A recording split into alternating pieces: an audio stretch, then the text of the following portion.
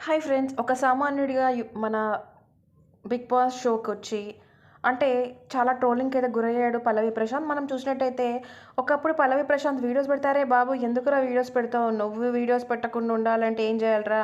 నీ నోటిఫికేషన్స్ రావాలంటే ఏం చేయాలిరా? నిన్నెలా బ్లాక్ చేయాలిరా? అర్థం కావట్లేదురా" అని చెప్పేసి ఎన్నో ట్రోల్స్‌కి గురైన పల్లవి ప్రశాంత్ అయితే టైటిల్ విన్నర్‌గా గెలుచుకున్నాడు. బట్ ఎవరు ఎక్స్‌పెక్ట్ చేసి అయితే ఉండరు. ఫస్ట్ వచ్చినప్పుడైతే నేను కూడా అనుకున్నాను, సరే అమాయకుడిలా ఉన్నాడు, ఏమవుతాడు? కానీ తన ఆటతో, తన మాటతో, తన ప్రతిభతో, తన ఎంత కాంట్రోవర్సీ ఏం చేయకుండా ఎన్ని తిట్టినా అక్క, అన్న, అన్న, అక్క అని చెప్పేసి, ఇంకా చెప్పాలంటే అమర్‌దీప్‌కి తనకెన్ని గొడవలైనాయి. ఒక్కరోజు కూడా తను మాట జారకుండా ఎంతసేపు మాట్లాడితే చెట్టు దగ్గర, లేదంటే పుట్ట దగ్గర ఏమైనా కావాలంటే అన్న, అన్న కొంచెం ఇయ్యి అన్న, కొంచెం ఇయ్యి అన్న అని అడిగే టైపు.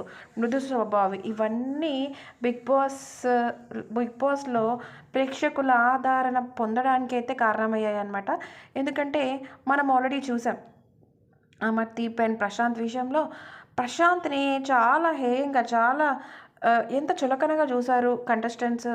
రితిక గానియండి, అమర్‌దీప్ కానీ ప్రతి ఒక్కరు మన పల్లవి ప్రశాంత్‌ని అయితే టార్గెట్ చేయడం జరిగింది. సో, ఒక సెలబ్రిటీస్‌గా వీళ్ళంతా ఉండి, ఒక సెలబ్రిటీ కాని మనిషిని ఇలా చేస్తున్నారేంట్రా అని చెప్పి జనాలు అనుకున్నారు. ఆ విధంగా కూడా పల్లవి ప్రశాంత్‌కి ప్లస్సే అయింది.